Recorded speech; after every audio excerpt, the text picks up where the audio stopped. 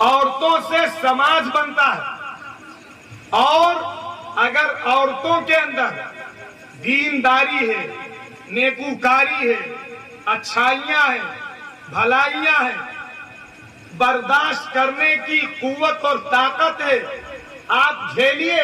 ہمارے آقا نے یہ بھی فرمایا کہ میں نے بہت کثرت کے ساتھ عورتوں کو دوزخ میں جاتے ہوئے دیکھا ہے۔ پوچھا گیا یا رسول اللہ ایسا کیوں؟ فرمایا کہ وہ عورتیں ناشکری بہت کرتی۔ نہیں سمجھ پائے ہماری بات؟